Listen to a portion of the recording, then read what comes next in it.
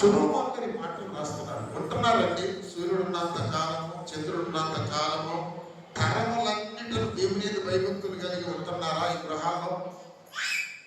ఈ రోజుల్లో చూస్తే ఆడవాళ్ళే కనపడుతున్నారు, మగవాళ్ళు అసలు కనపడతలేదు. మగవాళ్ళు మందిరంలో కనపడతలేదు. వాళ్ళనే దేవుడు అంటున్నాడు, బాబు నీకు భార్యను ఇచ్చాను, బిడ్డలు ఇచ్చాను, నీకు మంచి చక్కని ఆరోగ్యం ఇచ్చాను, తాగుతున్నావు, తిరుగుతున్నావు, నీ ఇష్టం వచ్చినట్టు జీవిస్తున్నావు, మోసం చేస్తున్నావు.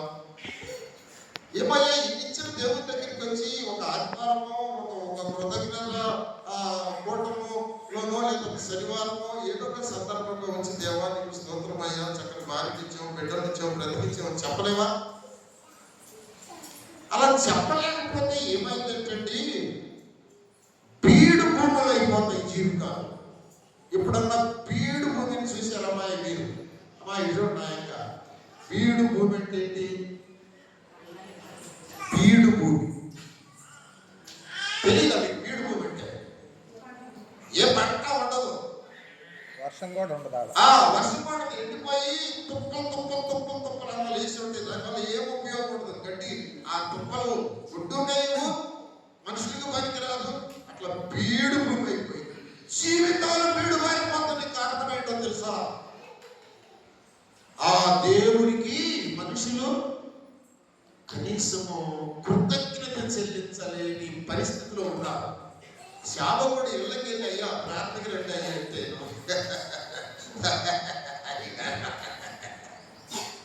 ఎల్లినోళ్ళు బాగుంటారంటే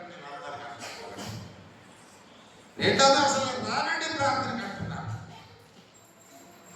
ఏమండి ఎకిలి నవ్వు నవ్వి ఇష్టానుసారంగా మాట్లాడితే దేవుడు పంపించాడు అనుకో సేవకు ఒక వ్యక్తి ఇష్టం వచ్చినట్టుగా తెగించేసి ఎకిలి నవ్వు నవ్వి నువ్వు బాగుంటావా, నీ దగ్గరికి వచ్చేవాడు బాగుంటారా, నీ దేవుడు బాగుంటాడా, నేనేదో బాగుంటాను బాగుందా అన్నట్టుగా ఇట్లా మాట్లాడుతున్నారు. దేవుడు బాగున్నాడమ్మాయి కోపం వచ్చినప్పుడు ఏమైంది? కుటుంబం ఆగమైపోతుంది. అదండి. ఓకే, ఇక నేను మీతో చెప్పేది ఏంటంటే సూర్యుడున్నంత కాలం అన్నట్టు ఒకసారి, సూర్యుడున్నంత కాలం, చంద్రుడు నిలిచినంత కాలం, చంద్రుడు నిలిచినంత కాలం, ఆ తరములన్నిటిను నా జనులందరూ యందు భయభక్తులు కలిగి ఉందురు. హల్లెలూయా. తర్వాత 6వ వచనం కూడా మీరు చెప్పొద్దు, నేను చదువుతాను. గడ్డి కోసిన పీటి మీద కురియు వాన వలెను అంటారా? గడ్డి కోసిన పీటి మీద కురియు వాన వలెను, భూమిని తడుపు మంచి వర్షము వలెను అతడు విజయము చేయును. రెండు చేతులు స్తోత్రాలు చెల్లించు. గడ్డి కోసిన పీటి భూమి మీద కురియు వాన వలె, భూమిని తడుపు మంచి వర్షం వలె అతడు నీ జీవితంలోనికి, నీ కుటుంబంలోనికి ఆ విజయాన్ని దయచేస్తాడు.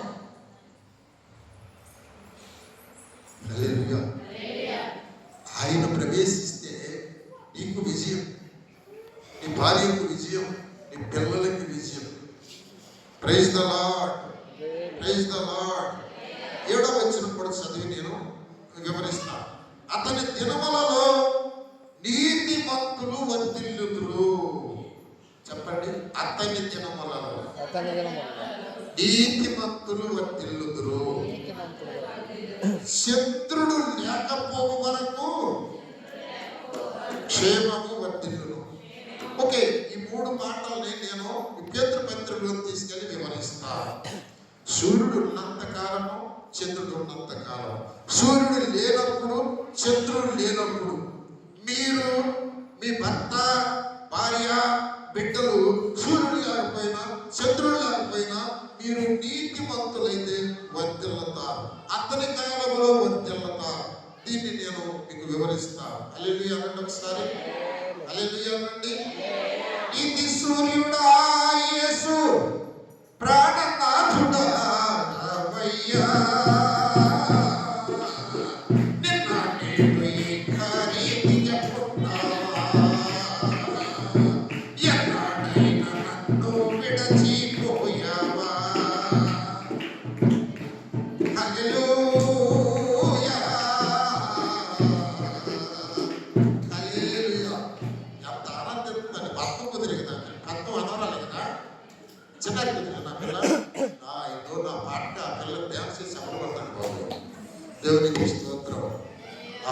ఓకే, మంచిది. God bless you. నీతి సూర్యుడు ఉన్నంత కాలం అతని కాలంలో నీతిమంతులు వర్ధిల్లుదురు. హల్లెలూయా. హల్లెలూయా. సూర్యుడు లేడు, చంద్రుడు లేడు. ఏమండి, యేసుక్రీస్తే వెలుగుగా ఉంటాడు ఆ లోకంలో. సముద్రము లేదు, మరణము లేదు, దుఃఖము లేదు, కానీ ఆయనతో కాపురము చేస్తారు ఈ ఆత్మలు. ఓకే, అంటే దాని అర్థం ఏంటంటే ఏనండి, ఒకసారి చూడాలి, ఒకసారి చప్పట్లు కొట్టండి సంతోషంగా. మరి తత్వంలో మనం అందరం చచ్చిపోతాం. అందరూ చచ్చిపోతామా? అల్లి చెప్పండి, చచ్చిపోతామా అని అనుకున్న వాళ్ళు ఓ దేవుడు, ఆయన చచ్చిపోయిన తర్వాత ఏం జరుగుతుంది? అతడు ఉంటాడు, అతని రాజ్యం ఉంటుంది.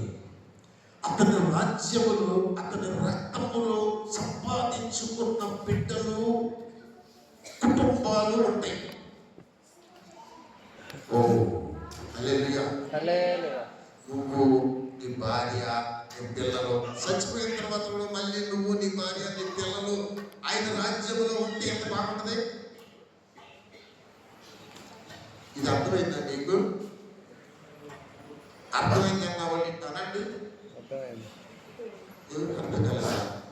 చచ్చిపోయిన తర్వాత నేను, నా భార్య, నా పిల్లలు ఎక్కడుంటారయ్యా, ఇక్కడ పిచ్చి మాస్టర్ లాగా ఉన్నారు అని చూస్తున్నారు కదా. అతడు నిలుస్తున్నంత కాలం, ఆ మాట చూడండి, ఆ మాట, అతని దినములలో ఆనందం. ఎవరి దినాలు? అతని దినాలంటే ఎవరి దినాలు? ఆనందం నా బలి ఇష్టం, వాక్యం బలి జాగ్రత్త ఆయన వయసు. అతని దినాలు అంటే అర్థమైందా? ధ్యానం చేస్తూ ఉంటాడు ఆనందం, అందరి వాక్యం ధ్యానం చేస్తూ ఉంటాడు. అతని దినాలలో నీతిమంతులు వర్ధిల్లుదురు. అతన్ని ఎవరు? అతని దినాలు ఎవరు? నీతిమంతులు ఎవరు? హల్లెలూయా. కుర్చీలో కూర్చున్న పురుషులు జాగ్రత్తగా వినాలి. 1000 ఏళ్ళు ఇలపై యేసు రాజ్యమేలును. 1000 ఏళ్ళు ఇలపై యేసు రాజ్యమేలును.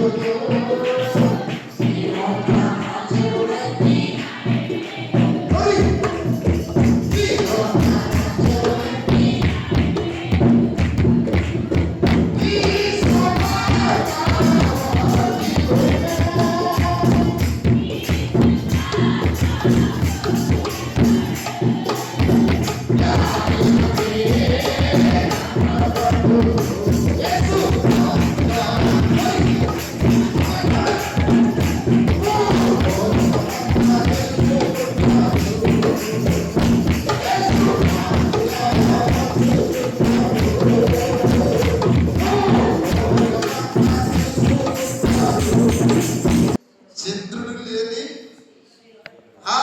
చీకటి అసలే లేని ఒక కాలము.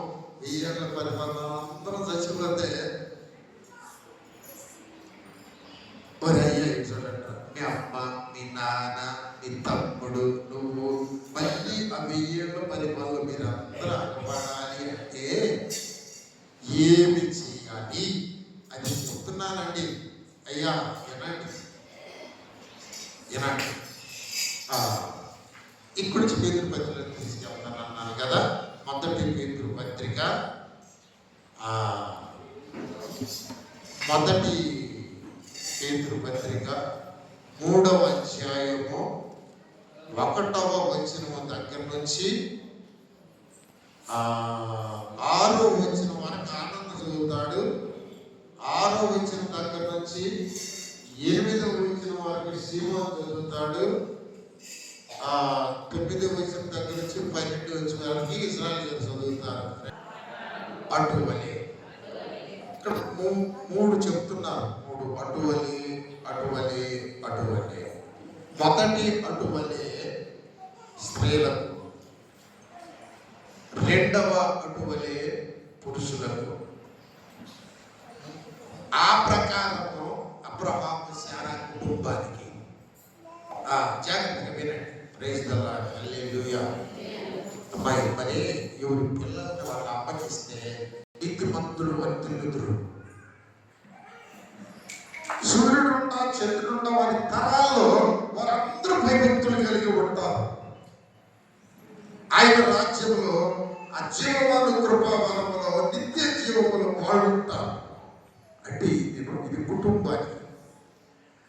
పురుషుడు అటువలే పురుషుడు మీ ప్రార్థనలకు అభ్యంతరం కలగకూడనట్లు జ్ఞానము చొప్పున కాపురం చేయాలి. అలాగే స్త్రీ కూడాను నీ పురుషుడు రక్షించబడటానికి నీ ప్రవర్తన ఎలా ఉండాలి. మొదట స్త్రీ అటువలే చెప్తా. నా వైపు చూస్తాడండి. తల్లులు బిడ్డలు, నా చెల్లెన్న, నా బిడ్డన్న, నా తల్లన్న అలిగమాలిన గౌరవ ప్రేమ నిజం. ఓ నీ కొడుకేనా అన్నాడు. దేవునికి స్తోత్రం. నిజమే. మరి నా చెల్లి ఏడుస్తుంటే నాకు ఇక్కడ బిడ్డ అయితే చచ్చిపోతానేమో అనుకున్నా. అట్లా అయిపోయింది నా పరిస్థితి. వంటగదిలో నా తల్లి కొడుకు పెట్టుకుంటాను. కాసేపు మాట్లాడతాను మా అమ్మతో. అమ్మా నేను బయటకున్నప్పుడు నేను ఏడిపించేదే, నేను బాగానే ఉంటానమ్మా, ఇప్పుడు ఆడవాళ్ళు చెబుతాను అమ్మతో కాసేపు. అమ్మాయి వేస్తే నాకు వచ్చేసేపు అమ్మాయితో మాట్లాడతాను. ఎందుకంటే స్త్రీలకు సంతోషంగా ఈ కళ్ళకి కన్నీరు రాకూడదమ్మా. మీ బిడ్డల ఆశీర్వాదకరంగా ఉండాలి. మీ భర్తలు దీవెనకరంగా ఉండాలి. మీ కుటుంబాలన్నీ కూడా చక్కగా దేవుని చేతిలో భద్రపరచబడి అలాగే 1000 ఏళ్ళ పరిపాలనకి వెళ్ళాలి. అది నేను మీకు చెప్తున్నా. దానికి స్త్రీలైన మీరెలా ప్రవర్తించాలి, పురుషులైన మీరెలా ప్రవర్తించాలి, మీ బిడ్డలు ఆశీర్వాదానికి తరతరాలకు ఎలా వారసులు అవుతారు అన్నది ఈ మధ్యాహ్నం మీతో చెప్పాలనుకుంటున్నాను. స్త్రీ అందులో ఉండాలి అంటే మోడు బారిన జీవితంలాగా, మొత్తు బ్రతుకుల్లాగా, చిగురు లేకుండా, ఇగురు లేకుండా, పువ్వు లేకుండా, కాయ లేకుండా ఉండకుండా ఉండాలి అంటే స్త్రీ ఎలా ఉండాలి? కొంచెం జాగ్రత్తగా మనసు పెట్టి అడ్డుమలే స్త్రీలారా మీ పురుషులకు లోబడి. మొట్టమొదట దేవుని వాక్యం చెప్పేది ఏంటంటే నీ సొంత పురుషునికి నీవు లోబడి ఉండు.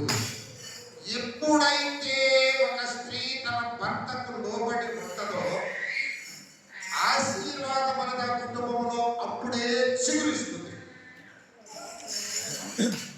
హల్లెలూయా. చెప్పండి రా. రెండవది, స్త్రీ ఎలా ఉండాలంటే భయముతో కూడిన పవిత్ర ప్రవర్తన కలిగి ఉండాలి. 2 లక్షణాలు జాగ్రత్తగా వినండి. ఒకటి, లోబడి ఉండాలి.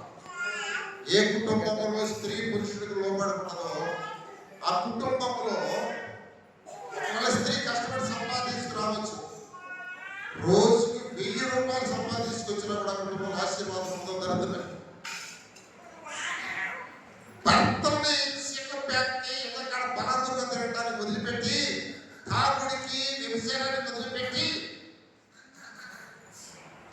స్త్రీలు పనులకి వెళ్ళి కష్టపడి ఒళ్ళంతా ఎరగదీసుకొని సంపాదించుకొని పెట్టిన కుటుంబంలో సంతోషం. ఎందుకంటే అది కుటుంబ క్రమం కాదు. తలకాయి కాలు పని చేసి కాలు తలకాయ పని చేయబెట్టేటువంటిది. కాళ్ళ నువ్వు చెబుతా ఉండి నేను చేస్తాను, తలకాయ నేనేమో అడుగుతాను, నువ్వు చెబుతా ఉండని చెప్పి తలకాయ కింద పెట్టి కాలు పైకి తిట్టకూడదు. కుటుంబానికి తలకాయ పురుషుడుగానే ఉంటాడు. అదే కుటుంబం కాదు. భార్య లోబడాలి. ఎప్పుడైతే లోబడుతుందో, పవిత్రమైన ప్రవర్తన కలిగి భర్తకు భయపడి ఉంటుందో ఆ కుటుంబం పురుషుడు మాట్లాడు. చెప్తున్నాడు ఇక్కడ దేవుడే చెప్తుంది, పేతురు కాదు.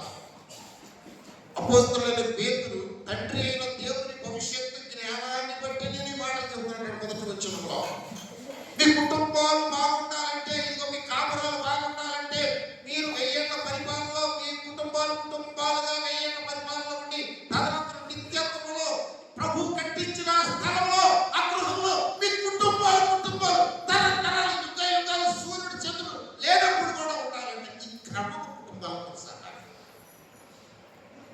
ఏంటి ఆ క్రమము? స్త్రీలు లోబడి ఉండాలి. నెంబర్ 1 గుర్తుపెట్టుకోండి, లోబడి ఉండాల్సిందే. నీ కుటుంబము నీ బిడ్డలు ఆశీర్వాదకరంగా ఉండాలంటే మొట్టమొదటి ఖచ్చితంగా లోబడి ఉండాల్సింది. బైబిల్ చెప్పే సత్యం, నేను సృష్టించిన దేవుడు చెప్పే సత్యం. నేను లోబడనంటే నీ బిడ్డలు ఆశీర్వాదంగా ఉండరు, శాపము ఇంట్లో బయలుదేరుంది. నీ తెలివితేటంతా లక్ష సంపాదించడం వేస్ట్, అది విడుదల పోసినట్టే. ఒక్క దెబ్బ కరిగిపోద్ది.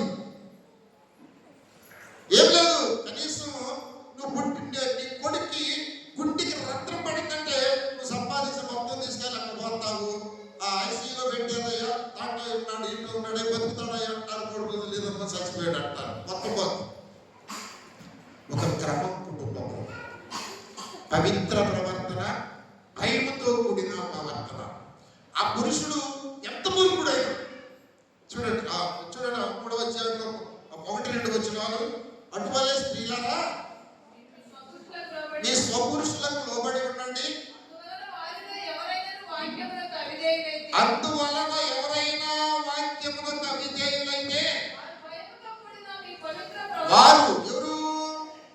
వాక్యములకు అవిధేయులైన వారు, ప్రార్థనకు రాని మూర్ఖులు, ఓ దేవుడికి భయపడని మూర్ఖులు, అమాయకులు, తెలియని వారు, దేవుడి దీవెన ఇదిరాని వాళ్ళు ఏం చేస్తారంటే, మీరు లోబడి ఉండను బట్టి, మీ భయముతో కూడిన పవిత్ర ప్రవర్తన బట్టి నీ భర్త మారుతాడు. మళ్ళీ చదవము, అటువలే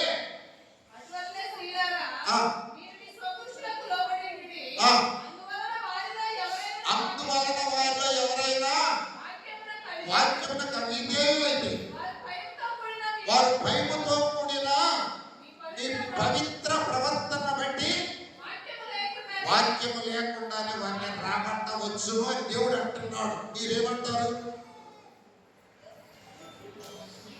రాబట్టవచ్చునంటారా, రాబట్టలేమంటారా? ఈ దేవుడి మాటకు మీరేం జవాబు చెప్తారు? ఇంతమంది మీ పురుషులు రాలేదు అంటే మీరు కారణమని ఒప్పుకుంటారా? తల్లులారా, నేను ముందే చెప్పాను, మీరంటే నాకు చాలా అభిమానం, ప్రేమ, భయము, భక్తి కూడా మీరంటే. మీ పురుషులు ఈ దేవుని సన్నిధికి వచ్చి మీ బిడ్డల మీద ఆశీర్వాదం ఇచ్చి కుటుంబాలు మీ వారి తరాలు కూడా 1000 ఏళ్ల పరిపాలన దేవుని రాజ్యంలో తదనంతరం నిత్యత్వంలో ఉండటానికి నీ పురుషులు రాడా? దానిలో వారు రాకపోవడానికి నీ ప్రవర్తన, నీ లోబడి తత్వం, నీ పవిత్రత ఉందా లేదా? నువ్వు కారణం కాదా? నాదేం లేదు, రాలేదంటావా? నేను ఒకటి ఆలోచించుకోవాలి. రెండవది చెబుతున్నాము, 3వ వచనం, జడవోలుకొనుట, పచాకాలను పెట్టుకొనుట, వస్త్రములు ధరించుకొనుట. హల్లెలూయా. ఈ వెలుపటి శరీర అలంకారం నీకు అలంకారముగా ఉండక, సాధువైనట్టు మృదువైనట్టు గుణమును అక్షయ అలంకారము గల మీ హృదయపు అంతరంగ స్వభావం మీకు అలంకారంగా ఉండాలి. అది దేవుని దృష్టికి బహు విలువైనది. రెండవది, నీ అలంకార విషయంలో మనుషుల దృష్టికి విలువగా అలంకరించుకుంటున్నావా? దేవుని దృష్టికి విలువగా అలంకరించుకుంటున్నావా? లేకపోతే నీ భర్త దృష్టికి విలువగా అలంకరించుకుంటున్నావా? 3 మాటలు చెప్పారు, జాగ్రత్తగా వినండి. జడవల్లుకొని, బంగారు నగలు పెట్టుకుని, వస్త్రములు ధరించుకునేది మనుషులు బయటికి వెళ్ళినప్పుడు లోకం చూస్తానిక, నీ పక్కనున్న నీ భర్త చూస్తానిక, పైన దేవుడు చూస్తానిక? చెప్పగలరా? అమ్మలారా, బిడ్డలారా, చెయ్యలారా, నేను ఎరుగుదును, మీరు కాదు. ఇంటికాడేమో చిన్నది తీసుకొని పనికి మాలింది ఒకటి కింద పైన సోమలు లేచినది నైట్ వేసుకొని ఎవడి ఊడిది పోసుకొని భర్త పెళ్ళిందాక భర్త ముందేమో అమృతంగా మొహం కాసుకుంటూ జిడ్డు మొహం వేసుకొని ఏమండి అలాగా భర్త దగ్గర ఉంటారు. అక్క అక్కడ పెళ్లి జరుగుతుంది, వెళ్దాం అనగానే అప్పుడే మొత్తం అసలు ఎంత స్వీట్గా అసలు వాళ్ళు అప్పుడు చూడగానే ఎట్లా పడతారంటే ఓ నాయుడు సౌందర్యం వచ్చిందేమో అన్నట్టు ఉంటారు. అంతకుముందు భర్త కన్నా జిడ్డు మొహం నాకు దీని రాకుండా అనిపిస్తారు. బయటికి వెళ్ళేటప్పటికి ఏమనుకు బాగా ఒకసారి క్షమించండి. బయట మనం చూసి వాళ్ళకి ఏంటి అసలు జనాలను బంగారు పెట్టుకుంటా వస్త్రం ధరించుకుంటా వీళ్ళు బట్టి అలంకారమే మీకు అలంకారంగా ఉండకూడదు. ఏమంటాలి ఏంటమ్మది ఎట్టుంటదిరా అది సాధువు ఏంటంటే ఎట్టుంటారా? నీ భర్తకి తెలుసా సాధుత్వం? మృదువైనట్టు గుణం అది ఎట్టుంటది? సాధువైనట్టు మృదువైనట్టు ఆ గుణం మనం అక్షయ అలంకారం. ఎవరైనా ఏమండి ఈ పూలు పెట్టుకుంటారు విజయలక్ష్మి వాళ్ళ అబ్బాయి మొత్తం చంద్రబాబుతాడు. ఒక ఎంతో కష్టపడి అల్లుకొని ఇంతలా పెట్టుకుని పాపం కాలం ఏం చేసాడు వాళ్ళ బాబు? ఒకసారి పీక్ మొత్తం చంద్రబాబు ఏమైపోయింది? అంత చక్కగా అనుకుని గంట సేపు అనుకుని వాడబెట్టుకొని మరి సన్నజాజులు మల్లెపూలు మళ్ళీ అందులో ఇంకేదో వాసన వచ్చేది మల్లెపూలు ఉంటాయి, అవి కూడా కలిపి కట్టుకుని బాగా ఒక్క దెబ్బకి చదువుకోవాలి. గంట సేపు కష్టపడి ఇవన్నీ అక్కడక్కడ పూసుకొచ్చుకొని పట్టుకుంటాయి. ఏమైపోయింది అలంకారం? అదే సాధువైనట్టు మృదువైనట్టు గుణమును వాళ్ళ అమ్మాయి సరిపోయగలడా? మరి వాళ్ళ ఆయన సంబంధం సరిపోయగలడా? ఇంకెవరన్నా సేఫ్టీ ఉంటారా? అది ఆ అలంకారాన్ని దేవుడు చూస్తారు. అది దేవుడికి ఇష్టం. రెండవది భర్తకి ఇష్టమైన అలంకారం చేసుకోవాలి. మా ఊళ్ళో ఒక ఆమె ఉంది. వాళ్ళ ఆయన మెల్లకి వెళ్ళాడు. అత్తగారింటి కూడా వదిలిపెట్టినాడు మా ఊళ్ళోనే.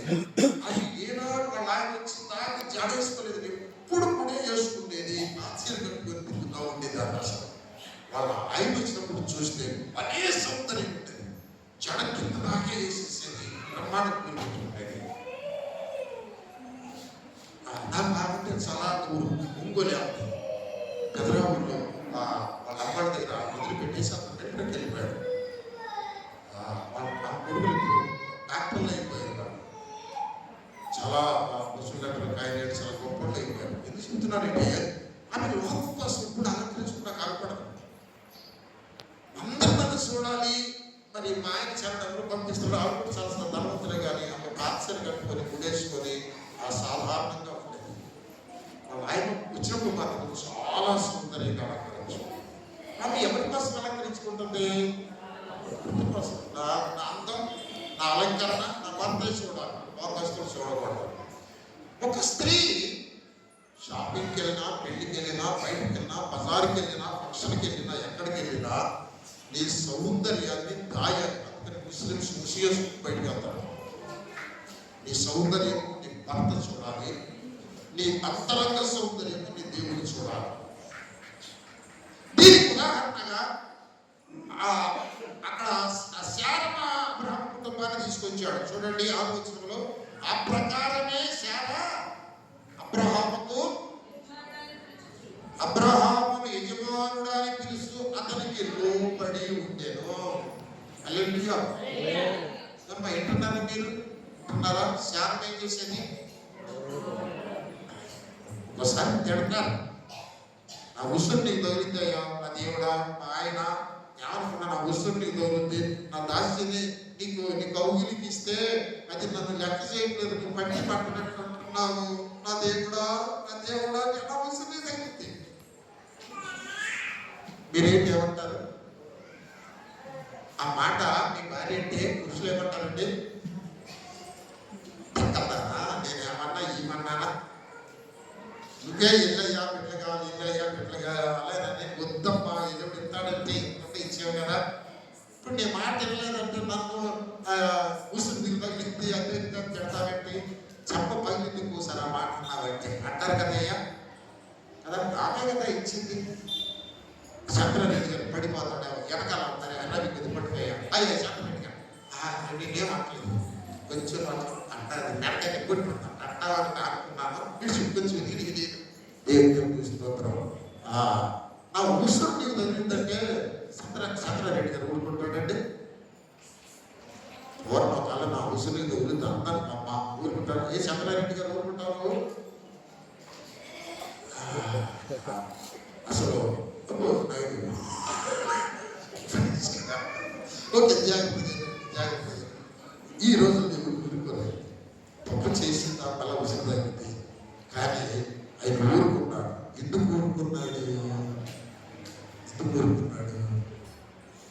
దేవుణ్ణి ఇలాంటి పురుషులారా దేవుణ్ణి తనకు శిరస్సుగా ఆయన అంగీకరించాడు. ఎప్పుడైతే అబ్రహాం వినండి పురుషుడు, ఎప్పుడైతే నీవు దేవుణ్ణి శిరస్సుగా అంగీకరిస్తావో నీ భార్య నిన్ను శిరస్సుగా అంగీకరిస్తావు.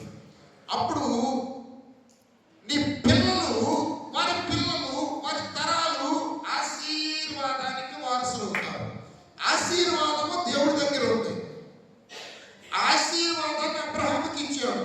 భూమి యొక్క సమస్త వంశములు నీ యందు ఆశీర్వదించబడాలని. ఆ ఆశీర్వాదము శారమ తీసుకుంది. ఈ ఆశీర్వాదం తీసుకోవాలంటే ఏం కావాలి అమ్మాయి? ఏం కావాలి? శాపం పట్టాలంటే ఏం కావాలి? ఎలయ్యాలి కదా. ఆశీర్వాదం తీసుకోవాలంటే ఏం చేయాలి? లోపడాలి. అర్థమవుతుందా? కళ్యాణం దేవుడా అంటే ఆశీర్వాదం తీసుకోవాలంటే ఏం చేయాలి? ఆశీర్వాదం తెలుసు, అందుకని నా పిల్లలకి ఆశీర్వాదం పెట్టాను. అబ్రహాము ఆశీర్వాదము దేవుడికి లోబడి అబ్రహాం తీసుకున్నాడండి. వినండి ఏమండి, అబ్రహాం దగ్గర నుంచి శారమ తీసుకోవాలి. తిరగబడితే ఆ ఉసురు తగ్గిందంటే వచ్చిందా? ఒకవేళ ఉసురు తగ్గింది అన్నానుకో శబ్ద పెట్టుబట్టి నేనే చేసింది సైతాను అన్నానుకో వచ్చింది ఆశీర్వాదం. అక్కడేమైంది? బంధాలు దిగిపోతాయి. సైతాను ప్రవేశిస్తున్న మధ్యలోనికి కుటుంబం ఆగిపోయిపోవడం. కనుక అబ్రహాము ఎంత కష్టపెట్టినా కూడా శారమ అబ్రహాముని నా దేవుడు అనేదంట. ఎందుకంటే అబ్రహాము దేవునితో గడుపుతా ఉండేవాడు. Praise the Lord. Hallelujah hallelujah hallelujah. సమయం లేదు కదా నా సాక్షి చెప్పదు బాబు, ఇప్పుడు వద్దులే. ఓకే, ఇక్కడ పిల్లలకి ఆశీర్వాదం ఎట్లా వచ్చిందంటే తల్లిని తండ్రిని సన్మానించి లోబడితే పిల్లలకి ఆశీర్వాదం వస్తుంది. నీ బిడ్డలు ఆశీర్వాదకరంగా ఉండాలి అంటే ఎవరు లోబడాలి? దేవుడికి ఎవరు లోబడాలి? భర్త లోబడాలంటే ఆడవాళ్ళు ఏం చేయాలి కదా? ఎంత లోపడతామని ఇంకెవరు చేయాలా? భార్య నా పాపము పాప నరరూపివైనావు, నా శాపము పాప నలిగి వ్రేలాడితివి, నాకు చాలిన దేవుడవు నీవే, నా స్థానములో నీవే. హల్లెలూయా యేసయ్యా, హల్లెలూయా యేసయ్యా. ఎందుకో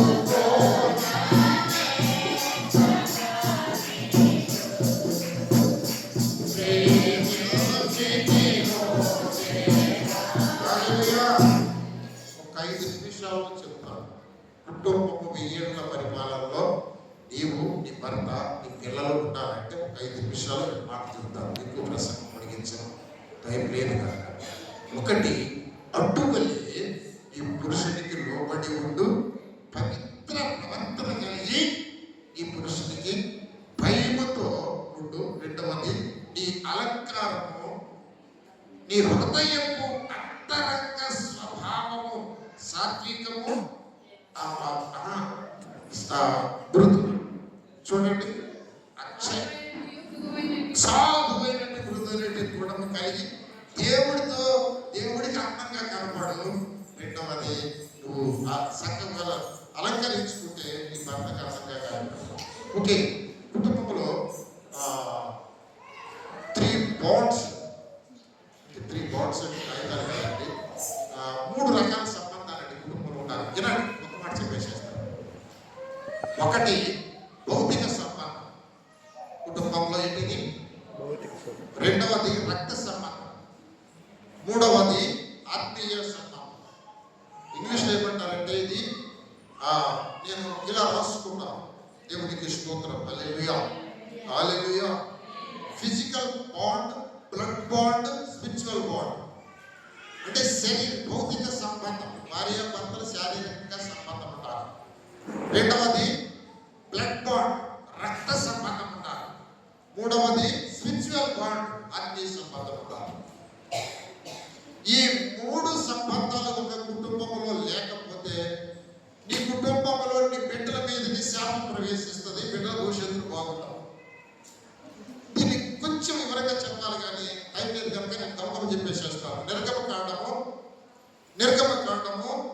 4వ అధ్యాయం, నిర్గమకాండం 4వ అధ్యాయము 25వ వచనం.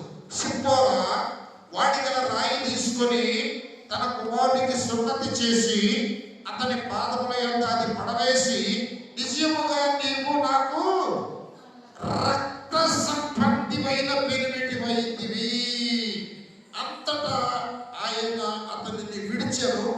అప్పుడు ఈమె, ఈ సున్నతిని బట్టి నీవు నాకు రక్త సంబంధమైన పెనిమిటివైతివి అని అనండి. ఈ సున్నతిని బట్టి నీవు నాకు రక్త సంబంధమైన పెనిమిటివి. ఏమండి, దీన్ని బ్లడ్ బాండ్ అంటారు, రక్త సంబంధమైన పెనిమిటి. ఏమండి, మన కుటుంబాల్లో భౌతిక సంబంధమైన పెనిమిటే ఉంటున్నాడు. అర్థం చేసుకుంటారు అనుకుంటారు. శరీర సంబంధమే. ఈ 2 బాండ్స్ ఉంటున్నా కుటుంబంలో, కనుక శాపం వస్తున్నాయి. ఒకటి శారీరకంగా మీరు భార్య భర్తల బిడ్డలుగా అంటారు, ఓకే మంచిది. వాళ్ళకి అన్నం తీసుకొచ్చి పెడతారు, క్రిస్మస్ అంతా కొత్త బట్టలు కొంటారు, స్కూల్లో చేరిన పుస్తకాలు కొంటారు, వాళ్ళ అవసరాలన్నీ తీరుస్తారు. మీ భార్య చైన్ కావాలంటే కొనిస్తారు, గొలుసు కావాలంటే ఆ చైన్ అన్న కొనిస్తారు, ఒకటేగా పోగులు కావాలంటే కొనిస్తారు, ఇవన్నీ కొనిస్తారు. ఓకే, ఇదంతా భౌతిక సంబంధమైనటువంటి భార్య భర్తల సంబంధం. బ్లడ్ బాండ్ అంటుంది ఇక్కడ. ఎవరు? సిప్పోరా. రక్త సంబంధమైనటువంటి భర్తగా లేడు ఆయన. రక్త సంబంధమైన భర్త ఎక్కడ వస్తాడు? నిబంధన రక్తం. మోషే ఇజ్రాయేలుడు హెబ్రీయుడు, ఈమెమో మిథ్యానీయురాలు, అన్యజనురాలు. ఈ సున్నతి అంటే మన అసహ్యం. ఇజ్రాయేల్ సున్నతి అంటే మన అసహ్యం. అందుకని దావీదు ఏమంటాడంటే, సున్నతి లేని ఫిలిష్తీయుడు అంటాడు గొలియాతు. వాళ్ళకి విద్యానీయులు అసలు సున్నతి అంటే వాళ్ళు అసహించుకుంటారు. కనుక ఇప్పుడు ఏం చేసిందంటే కొడుకును పట్టుకొని సున్నతి చేసి, ఇక్కడ చెప్తున్నా, సున్నతి చేసి ఆ యొక్క గోప్యాగ శర్మాన్ని భర్త పాదాల మీద పడేసేసి, అయ్యా ఈ సున్నతి రక్తాన్ని బట్టి నీవు నాకు రక్త సంబంధమైన పెనిమిటివైతివి అని అంటది. లాస్ట్ లో ఈ సున్నతిని బట్టి నీవు రక్త సంబంధం పెనిమిటివైతివి. ఓకే, శారీరక సంబంధమైన భర్తగానే మీ సంసారంలో కొనసాగితే ఈ సంసారంలో సంతోషం ఉండదు, దీవెన ఉండదు. రక్త సంబంధమైన పెనిమిటిగా ఒక భర్త ఉండాలంటే ఆ స్త్రీ తన భర్తకు ఆ రక్త సంబంధమైన పెనిమిటిగా ఉండటానికి సున్నతి చేయించాలి. హల్లెలూయా. సున్నతి కానీ జరగకపోతే ఏమవుతుందంటే దేవుడి క్వశ్చన్ వెళ్ళమని దేవుడి క్వశ్చన్ చంపడానికి తీర్మానం చేసుకున్నాడంట. మోషే అడ్డం పడిపోయాడు. మోషేకి ఊపిరి కూడా పరమూపిరి వచ్చేసింది, గుట్టగుట్టలాడుతా ఉన్నాడు మోషే. అంటే పెద్ద కొడుకు కూడా గిలగలు కొట్టుకుంటున్నాడు.